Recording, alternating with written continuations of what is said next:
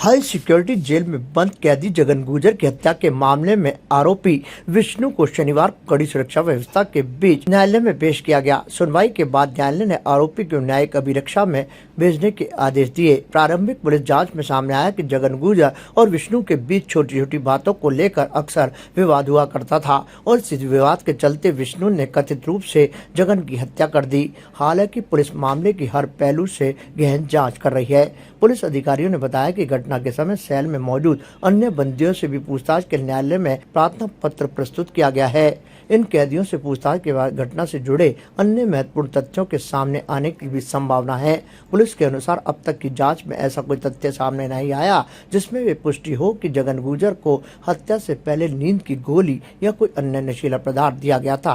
फिलहाल इस संबंध में कोई साक्ष्य नहीं मिले। जांच अधिकारियों ने बताया कि मामले की विस्तृत जांच जारी है और सभी पहलुओं की पड़ताल की जाएगी। पूछताछ और फॉरेंसिक रिपोर्ट के आधार पर आगे की कार्रवाई की जाएगी। जगन हत्याकांड का जो आरोपी है विष्णु, इसको कल प्रोडक्शन वारंट से जेल से प्राप्त किया था। इसे अनुसंधान किया गया।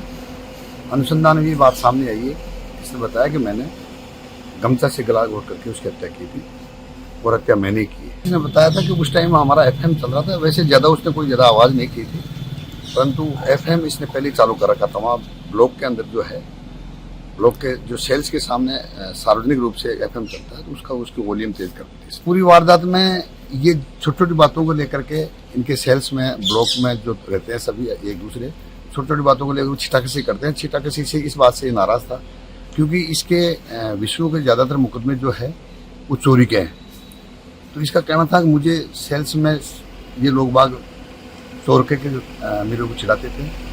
ऐसी बात भी इसके सामने आई है। नहीं, अभी तक थर्ड पर्सन कोई इन्वॉल्वमेंट सामने नहीं आया है, परंतु जो सेल में अन्य जो बंदी है उनसे भी कोर्ट से परमिशन लेकर के पूछताछ की जाएगी। नहीं, ये जो नींद की दवाई जैसी कोई बात नहीं सामने आई, लेकिन ये इसके क्या हाथ पे गोली लगी हुई है। तो गोली लगने की वजह से प्रेगा जो टेबलेट आती है, वो टेबलेट डॉक्टरों द्वारा दी जाती है, उसका यूज करता है। मैं उसको दी थी क्या इसने? नहीं, इसने इस प्रकार कोई बात सामने नहीं। आज इसको न्यायालय में पेश किया गया और पेश करने के बाद वापस इसको जेसी करवाया जा रहा है।